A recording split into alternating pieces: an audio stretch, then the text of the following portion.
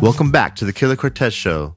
The following is an interview with Heath Saraceno from the band Midtown. Driven by a desire to create honest and influential music, Midtown formed in the fall of '98 while freshmen at Rutgers University.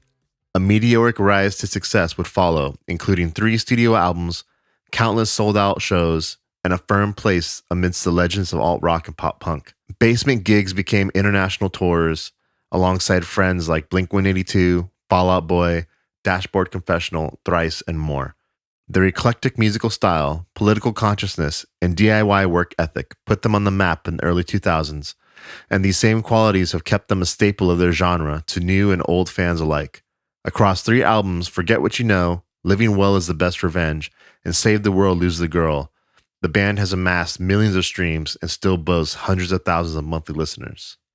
Midtown is Gabe Saporta, Tyler Rand, Heath Saraceno, and Rob Hitt. Midtown has long been a favorite band of mine, and I was so excited to sit down and have this conversation with Heath.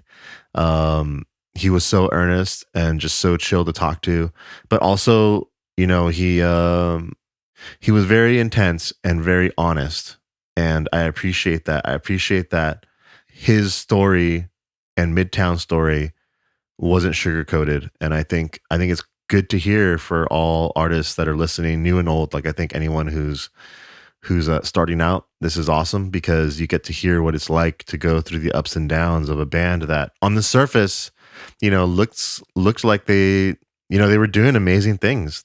They legitimately were doing amazing things, and like seeing how hard still is to survive, even when you're at those heights of success.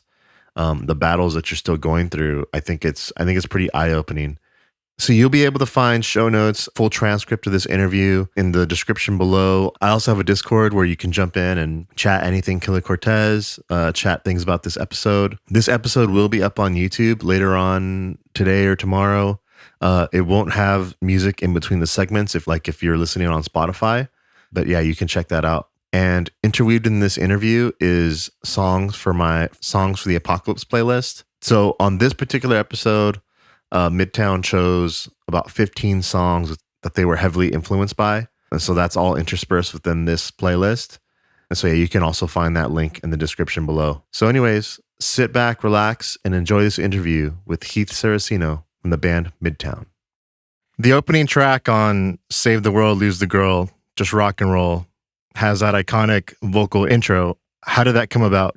So we always had that part in the song at the end of the song, in the bridge. And when we were about to record it, Mark Trombino was like, "Man, it'd be so cool if you started the song with that." And we were all just like, "Nah, I don't know. I don't think so. You know, it's kind of like too much yelling right away." And he's like, "No, I think we should try it." And we didn't try it. And then at some point we were done with the song, and he was like, "Here, listen to the song." And he just like kind of flew it in the beginning. We're just like, fuck, this is why you hire a producer. You know, like he just, he heard that at the end of the song and knew that it should be at the beginning because it was such a strong hook. And I think after he demoed it, we ended up recording it that way too. Right. Oh, so it was like the, at the very end outro, it was just that. It wasn't at the beginning. Yeah. He was like, "What if you all sang that?" And we're like, okay, we'll give it a shot. Dude, so cool. I was at Riot Fest, and when you guys broke into that, it was just so sick. The crowd was pumped. Oh, awesome. Yeah, Riot Fest was a ton of fun. Yeah, man. We'd never played Riot Fest. I don't think that it was around when we were a band initially. Uh-huh. So it was nice to be included. I mean, Riot Fest has made itself into like such an event. I mean, they hosted that Jawbreaker reunion, like the first Jawbreaker reunion, and then they got the Misfits to come back together. Mm-hmm. So they've always kind of had their finger on the pulse of like what people want. And we're just happy to be included in that list. I mean, we got to see Jimmy Eat World, Yeah Yeah Yeahs, Sleater Kinney, Linda Linda's, or it's just like our friends at Juliana Theory. It was great. It was a great day. Dude, I missed that Juliana Theory set. I was in the Jimmy Eat World crowd for a second, but I'll say on the scenes, I was part of a Midtown exodus. It was like conflicting times. There was a bunch of us that went over. I heard that there was a thing that happened because they played from 5 to 6 and we started at 5:50. Yeah. That like after they were done, it was just like this wave, this like sea of people coming over to see us, which was awesome. Awesome to see. But it was really cool for us because we got to watch them play as we're getting our stuff on the stage and warming up and like getting ready to go on. You get to watch your favorite band play. I mean, there's no better arrangement than that.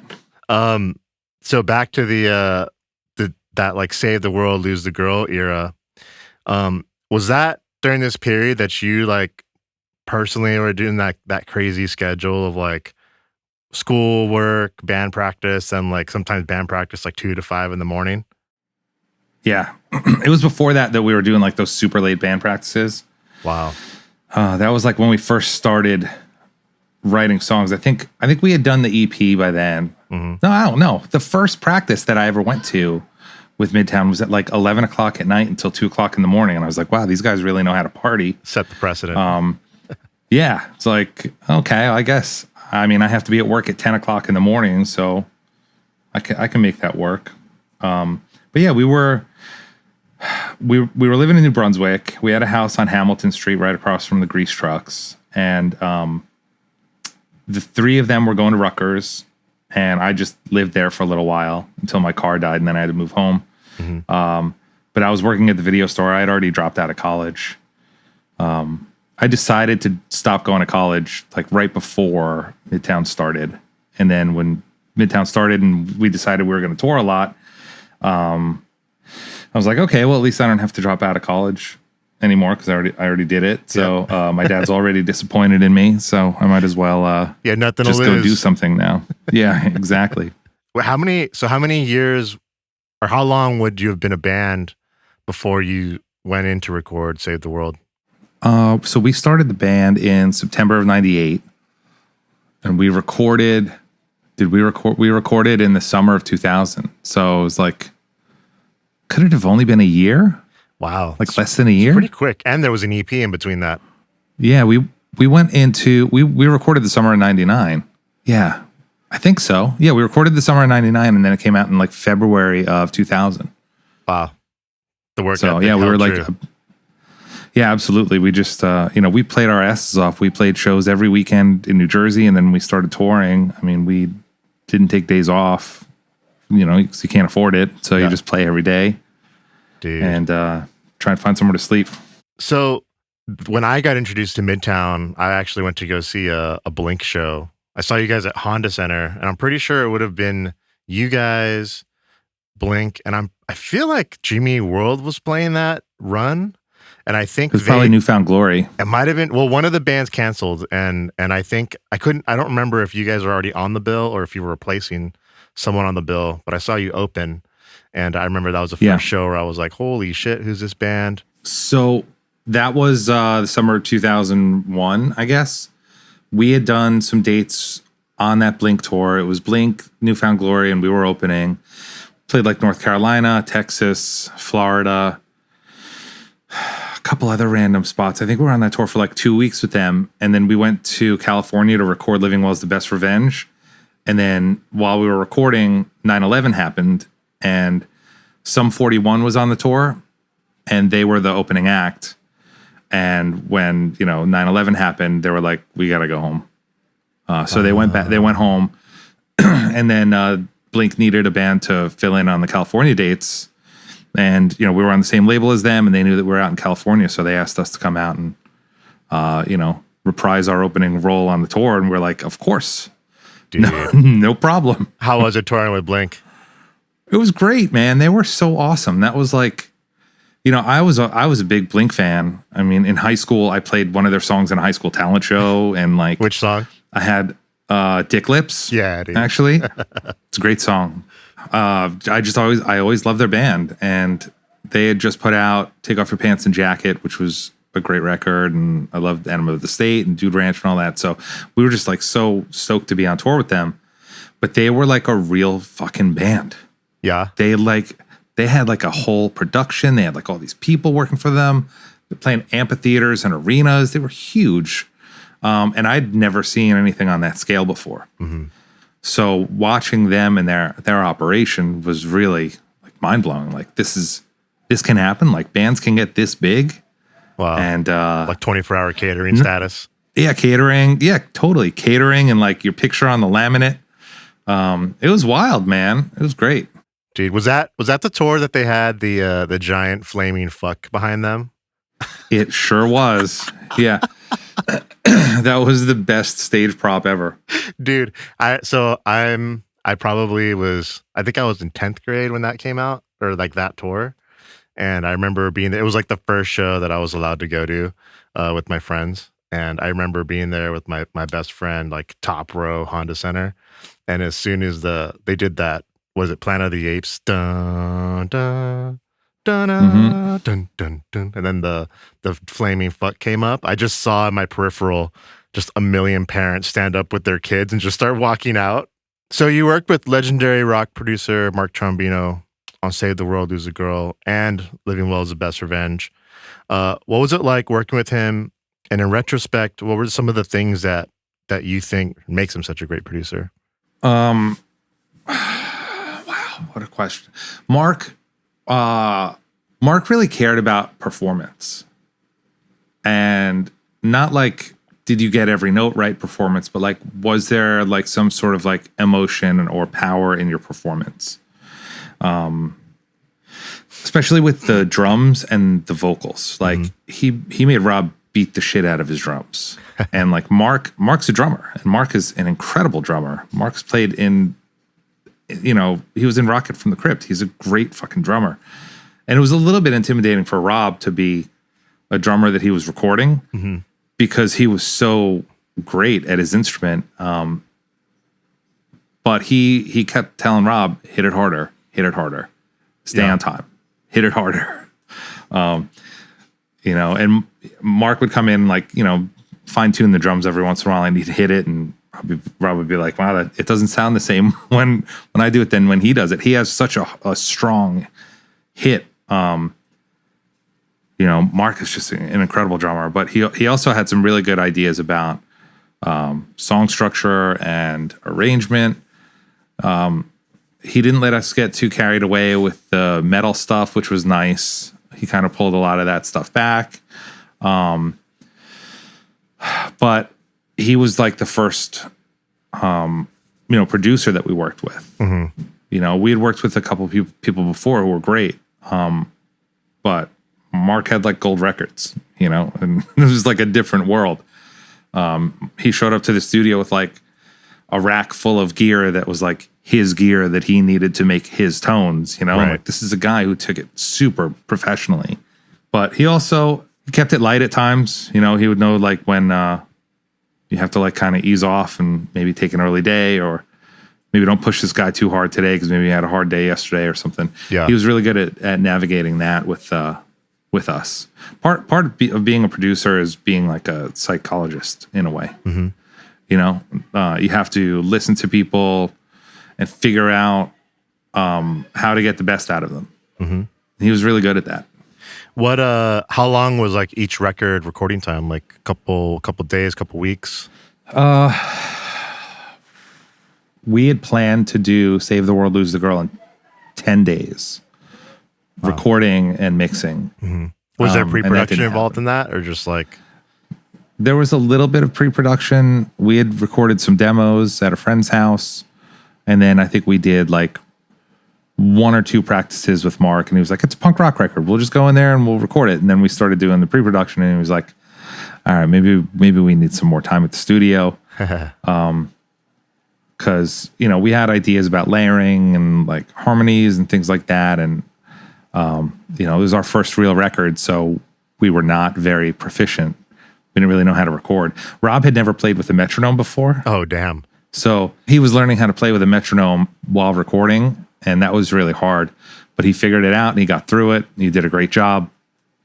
And, auto-tune was like there. It was like a thing, but it wasn't what it is now. Yeah.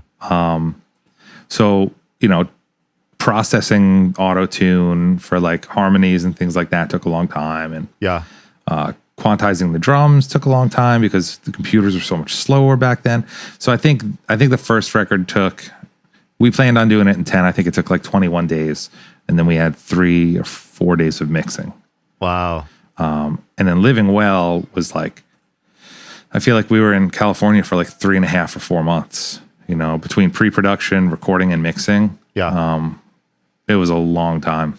Wow. That's so funny you say that because, those records are both so different. And when I listen back to Save the World, I definitely get this more analog feeling. Like I would have believed that it would have been like a first record, like band in the room vibe. Yeah. Well, we did a lot of that to tape, but then we just corrected it. Yeah. So, still got the warmth of the tape on the drums and the vocals, but we were not a band that could have done a band in the room thing at that time.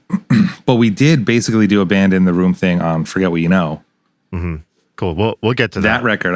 I have questions. Oh, you want to wait on that one? Yeah. Okay. I have things to say about that one. I have a chronology here we're going to go through. Okay. I'm sorry. I did not mean to jump the gun. No. So what I do want to bring up is like one thing that I always personally notice about Midtown, and I think it's one of the things that really sets you guys apart sonically from all your contemporaries is, well, two things. The 3 vocals up front, very distinct.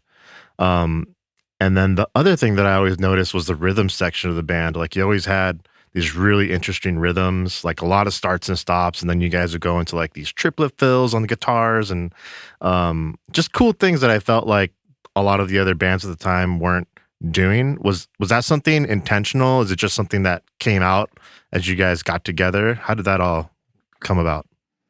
I would say it's a mix of those two because we were obsessed with rhythm. We were obsessed with kick drum patterns.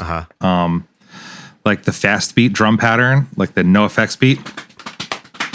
And then like if you listen to like a band like Lifetime, it's like, there's like a kick missing here and there, and it's got more of like a little bit more urgency because it's not as gallopy. We were obsessed with that type of shit. We were obsessed with like picking patterns. Well, we were also obsessed with like Saves of the Day, and like they took very good care to be consistent with their picking patterns, their kick drum patterns, and all the rhythms in their songs. And we also listened to like a lot of different types of music. It wasn't just punk rock, listened to like a lot of hip hop and stuff.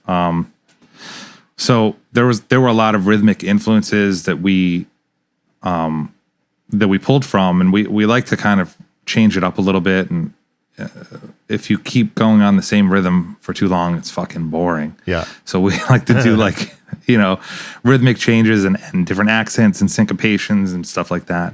That was always a pretty big part of our band. Dude, super cool. So to the other point, having the 3 singers up front, how did you guys go about deciding who sang what when recording the songs? It was always different. We all sang. I mean, Gabe didn't really sing that much before he was in Midtown.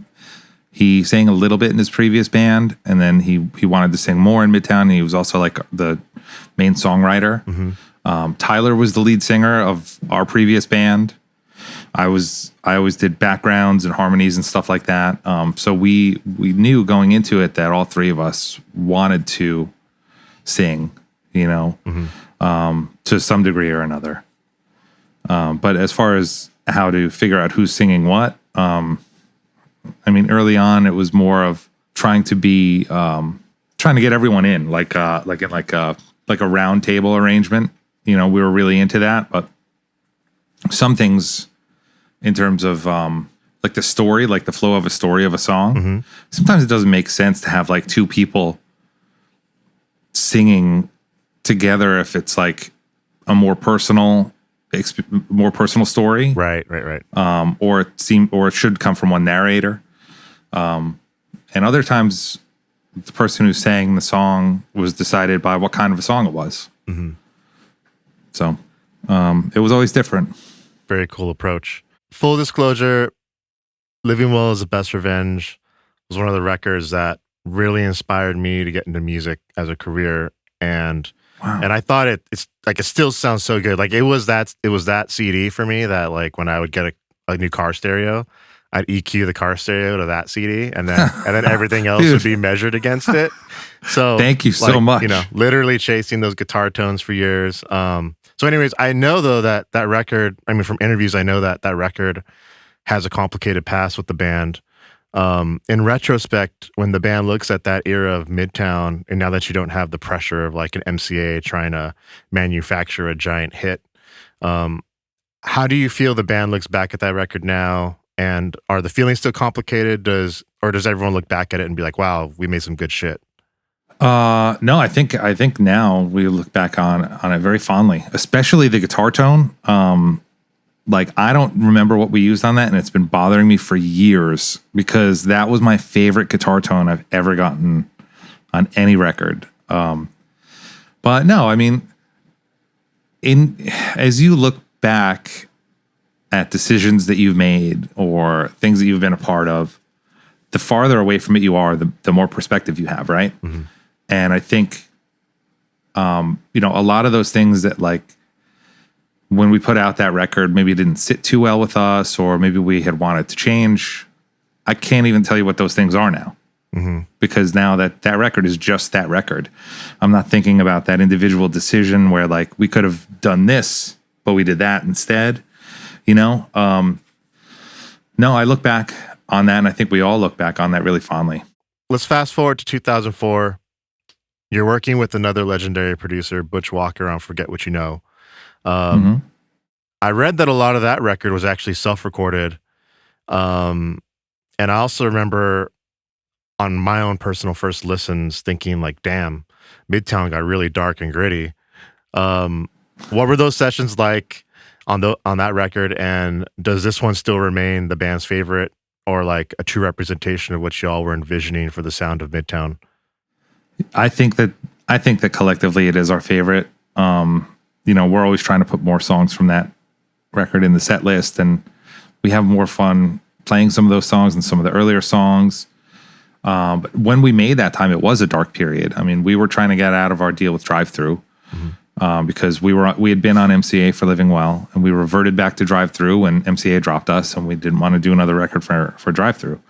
So we essentially couldn't put out a record for a while. We were stuck not being able to record, and we didn't really tour. We were thinking about just quitting the band and starting a new band because our previous band was attached to this label we didn't want to be a part of.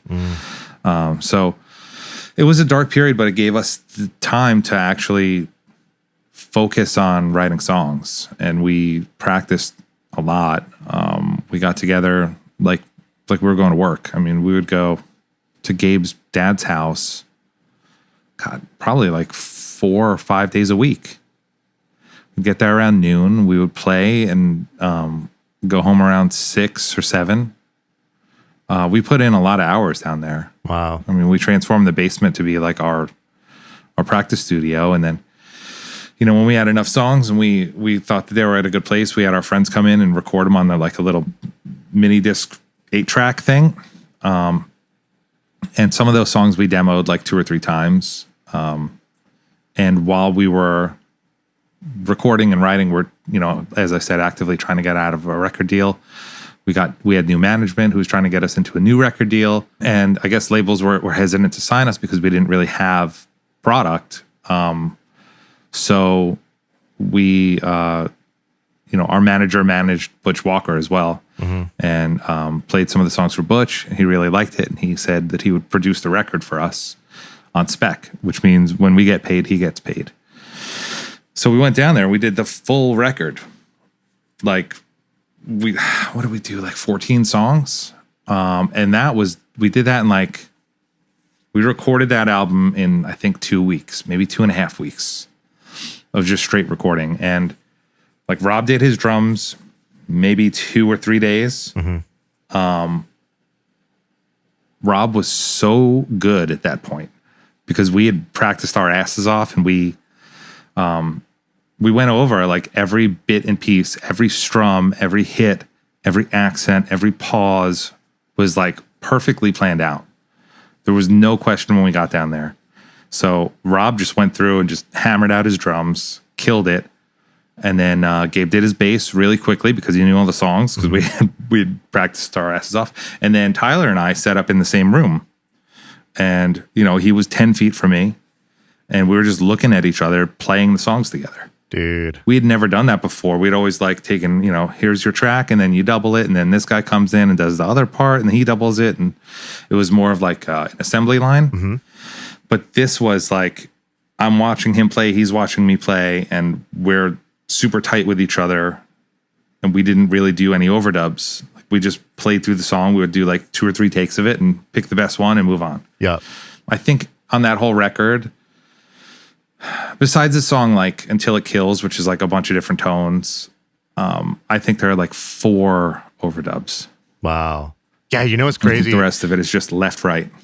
What's crazy, and I just thought about it while you're talking and explaining this scenario to me, is like that record to me almost felt like a year or 2 ahead of its time, because like rock was about to change to, I think, a friendlier format for that sound, and it was just a little early. Because now when I think about it, it totally fits with like what the Strokes were doing and all of that. Like it's definitely in that ballpark of like it's like lo-fi-ish, but it's like mid-fi. Mid-fi, I like that. Yeah. I heard in another interview with Gabe that when Midtown took its first hiatus, is that it was because the band felt that people didn't listen to Forget What You Know. And now looking back on that with 2020 hindsight, does that still feel accurate, or has time changed those feelings? I think people don't really get the record. I don't know if they do now either, honestly. But I mean, we were so proud of it. Mm-hmm. We put so much work into it, and we really loved the songs. We thought we put out a really great collection of songs, and we had this chance on this major label, and they pushed us to radio. They put Give It Up on radio. Mm-hmm. And they gave it a week and it didn't hit, and then they canned it, and then that was it. Damn. That was literally it. Like, they said, yeah, you can do another video, but we're not going to pay for it. You guys can keep touring, but we're not going to give you any tour support, Wow. You can continue to be a band if you want, but like, it didn't work. Wow. What record label did that one come out on? Columbia. Man. So yeah, we felt we just didn't understand. Like, this was like the best thing that we had ever done, and it wasn't appreciated. And we felt like, why the fuck are we doing this? Like, if we're like, no one cares, So, and at that time there'd been like a whole new breed of bands, and there was like a lot of heat on a lot of them, and other bands that we had taken on tour had blown up, and we were just sitting there like, we're a good band too. Yeah. Why aren't people coming to our shows?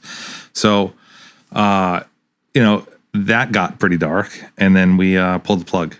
Wow. Was that a pretty mutual decision? I think so.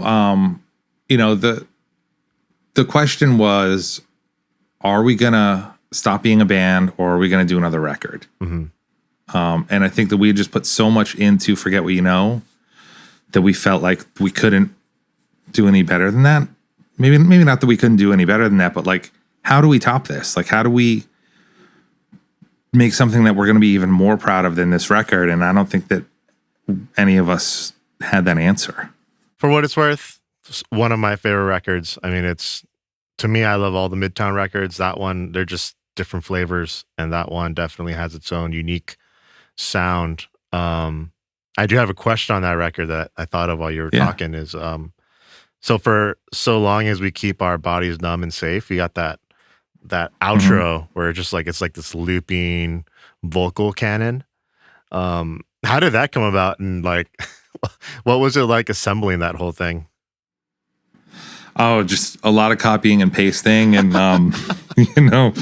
bringing things in, taking things out. But that's about it. I mean, we love Jimmy Eat World, and Goodbye Sky Harbor was just such an amazing piece of music that we're like, this end part here, as we're playing it, like when we were writing the song, we were thinking, we just love playing this end part. Mm-hmm. What if this just kept going on forever and ever? So that's what we did. We just let it run. Dude, love it. What's an Easter egg or a secret thing on one of the Midtown records that nobody would ever know unless they... Oh, there's a lot of them in the liner notes to Living Well is the Best Revenge. Uh-huh. I have a copy of it right here. Let me see if I can tell you something. Yeah. So okay. So man, I need a flashlight here. So if you look at the back of Living Well's The Best Revenge, do you have a copy of the CD with you? I don't have it with me. Okay. Well, next time you do, and you look at the back where the songs are listed, underneath it says produced and mixed by Mark Trombino, 2002 MCA Records, USA distributed by Universal Music, all rights reserved. Anyone denying the existence of robots may be a robot themselves. That's a fun little Easter egg we put in there. There's some in the liner notes too. Something about the capital of Nebraska being Lincoln. Where the fuck did we write that? Someone wrote, we wrote, don't believe everything you read in here. I don't know if that was a statement or not. That might have been some sort of a statement. Okay, special thanks to the people in the following bands for being amazing and supportive. And then we list a bunch of bands. And then the last thing we write is the capital of Nebraska is Lincoln. So those are some fun little Easter eggs. Musical Easter eggs? I don't know if I can think of any musical Easter eggs. Okay. Well, No, oh my God. I'm surprised at how many people are smoking in the artwork for this album. Okay, so let me see. 1, 2, 3, 4, 5, 6, 7. Wow, 7 people are smoking in that bar scene. That's wild. People don't smoke anymore. Dude, before it's time. I mean, some people do, and that's awesome. It's like when Tom and Jerry were smoking. Yeah, I know, right? What was the best or most worthwhile investment Midtown made? And it could have been an investment of money, time, energy, or other resource. And how did you decide to make that investment? The best investment we made. I mean, an in-ear rack, honestly. In between Living Well and Forget What You Know, we started seeing bands pop up with in-ear racks and have like in-ear monitors while they were playing. And we always thought that like, if we could hear ourselves, we would sing so much better live. and yeah, we did. So we got, we bought an in-ear rack, I think, when we got our advance from Columbia. And that made playing live shows so much easier and so much more fun. And we didn't blow out our voices as much because we weren't screaming all the time. I would say that was the best investment that we made as a band. Cool. I'm glad to hear you say that because I totally am on that kick. Yeah, dude, it makes such a difference. It makes such a difference. Only thing about it is you have to have someone who can actually mix it right. That's true, but it's different nowadays. Like, can't you get a system that you can do your own mix, like on like an iPad or something? Totally. Yeah, it's a lot easier now. For my stuff, I just have like a pre-mix already made, and then I just the sound guy only has to send me vocal. Awesome. Have the guys ever done a band ayahuasca trip with Gabe? Not the whole band, but that's not my story to tell. Oh, damn, that's a secret. Okay. What's it like going from playing venues like the Palace in Townbrook, Jersey to arenas, then essentially taking 17 years off with like a mini reunion in the middle to playing again to huge festival and arena crowds? What's that whole ride like? That sounds crazy to me. It is crazy, and I don't think that we'd be able to do it without technology. You know, now you can like send things back and forth to each other so much easier. Like if you want to try a different transition song, you know, I can do it on Logic and send it to the guys and say, hey, what do you think? And we can all learn it and prepare. And then when we go to practice, we just all know it. You know, we could be much more prepared for practice, basically. I mean,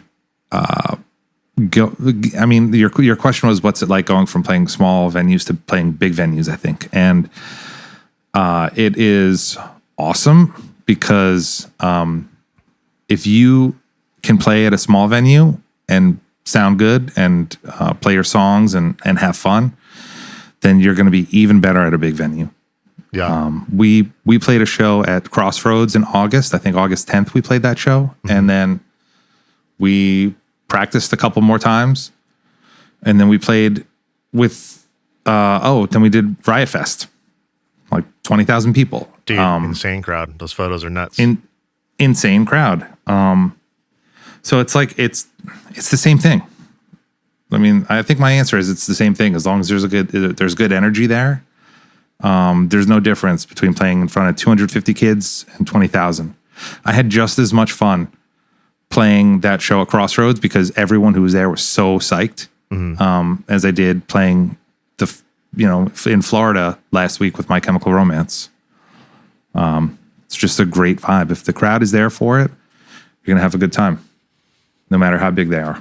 Nice. Yeah, I think my question is more so getting at, like, you guys kind of climbed a pretty Everest-ish climb the first time around, and then it's kind of like you didn't do anything, and then suddenly, like, you almost didn't have to do the climb. Like, you're just at Everest now. Oh, yeah. That's really crazy, too, because we weren't expecting, this kind of a response at all. First off, we're not responsible for selling any tickets on the MyChem tour. They're just incredible people and offered to have us play with them. So there's no pressure on that. And we're like, let's put on a show of our own in New Jersey and, play all our songs, play as much as we can, do like one headlining show at Starland Ballroom. And that was all it was going to be. But it sold out in minutes. So we put another one on, and that one sold out in minutes again. We're like, well, maybe we have something here. Like, maybe like there are people that want to see us play now. Like, how the fuck did this happen? So we decided to put some more shows out, and we have, we signed on for Riot Fest and Furnace Fest, and then these 4 other headlining shows at the end of the year. And it's wild. I don't think that any of us were expecting that response at all. Blown away by it. Well, it's like they say, absence makes the heart grow fonder, right? They do say that. Yeah, you're right. How did this tour opportunity with MyChem and the Academy is come about? And how have the shows been? So the MyChem thing came up, like it was kind of like a long, slow train, right? For about a year, I would say it was probably about a year before. Maybe late 2019. Tyler and I and Rob and Gabe, we got on like a group chat, and Tyler was like, we should practice and get together and play the songs, maybe play a show. He's like, my kids are starting to ask me about the band, and they saw some videos on YouTube. They want to see, they want to see me play before I'm too old. And everyone was like, yeah, that's a really good idea, but it's going to take so much to like get back together to do something. Gabe's in California, Rob's in Brooklyn. Tyler and I are in different parts of New Jersey, and none of us are really close by each other anymore.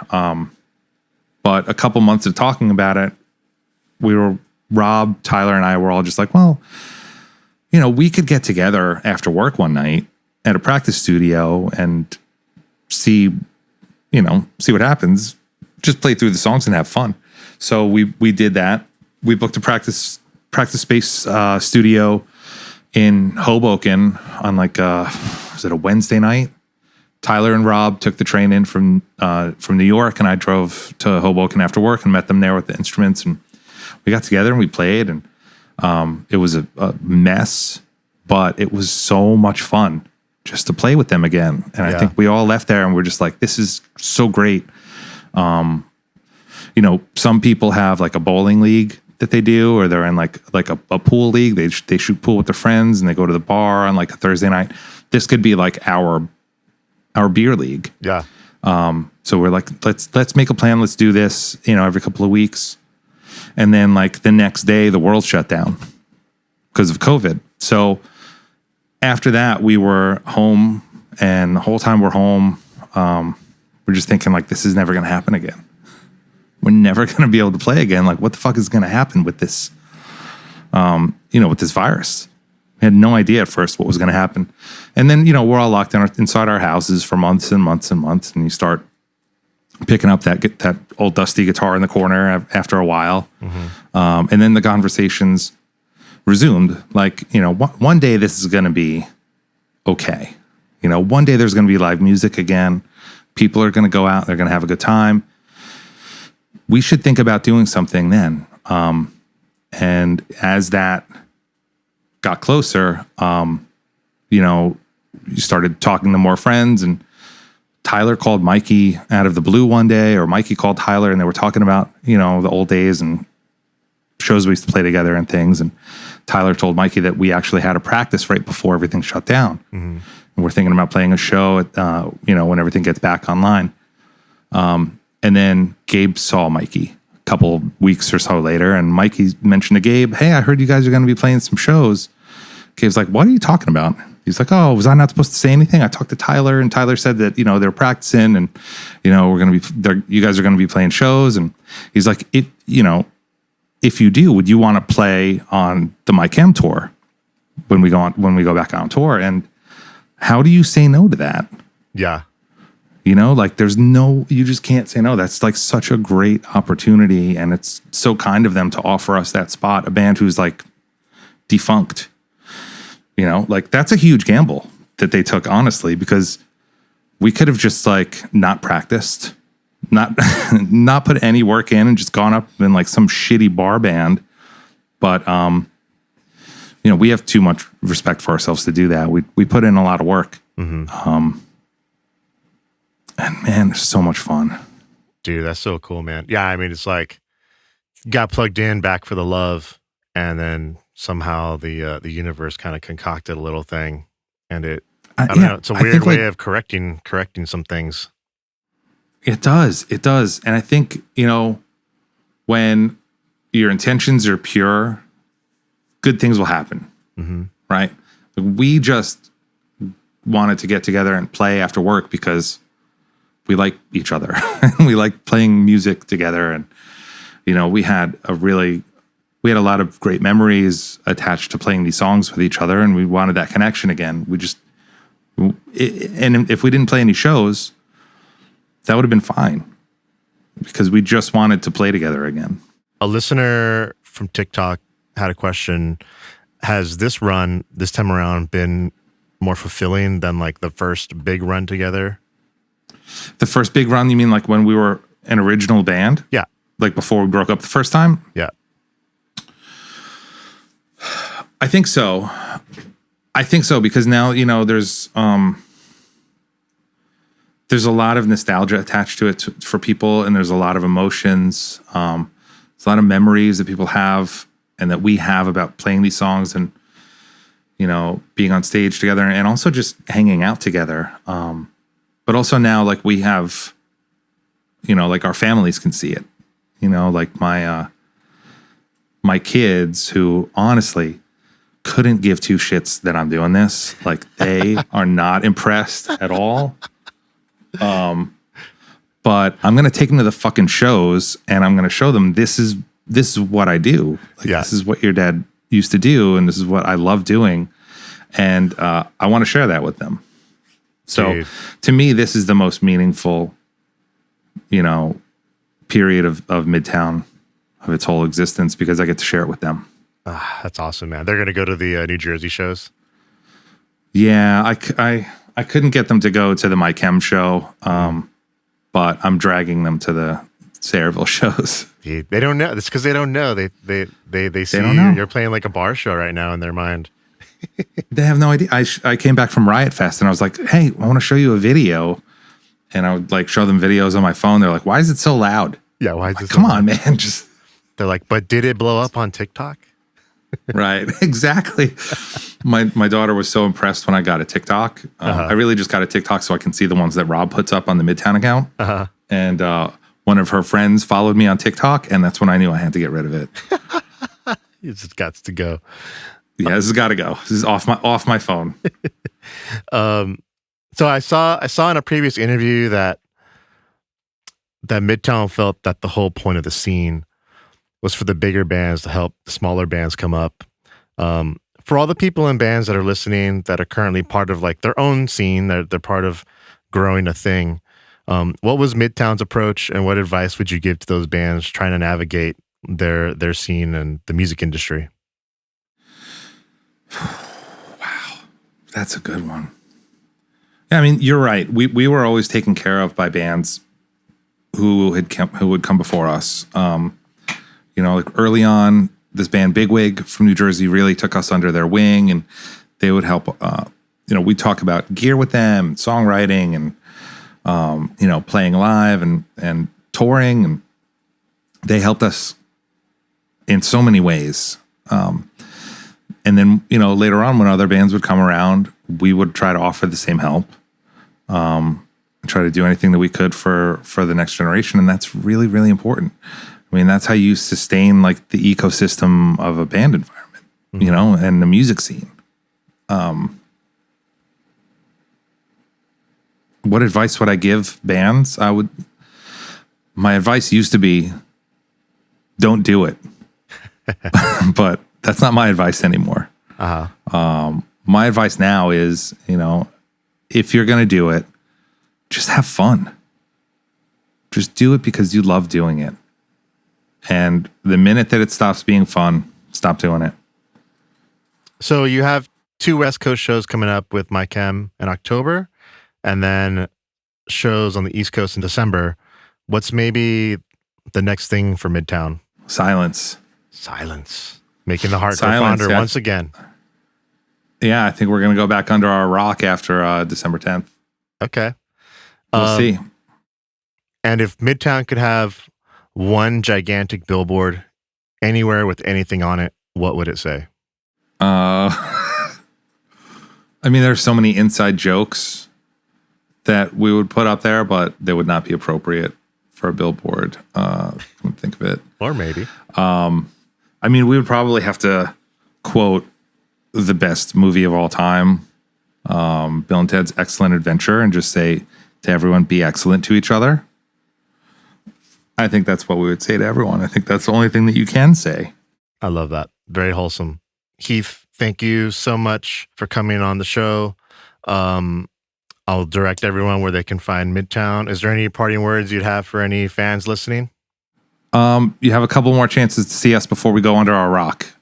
So if you are on the East Coast and you'll be around in December, come to Mulcahy's in Long Island on the 9th and the Worcester Palladium on the 10th. That's probably going to be it. So come on out and party with us for now. All right. Thank you again, Heath, and you have a great one. And there you go. Thanks, you too. I just want to give a special Appreciate thank you to Heath for coming on the show. Special thank you to Midtown. And I'll post all the links for Midtown in the description below, all their socials. They have a couple shows left this year. Definitely go check them out. I promise you it's worth it. And I'll also have all of my socials. You can find my music. You can find my Discord. You can find my YouTube, all in the links below. And you can also find other episodes of the Killah Cortez Show in the links in the description below. So anyways, thank you for listening, and we'll see you soon.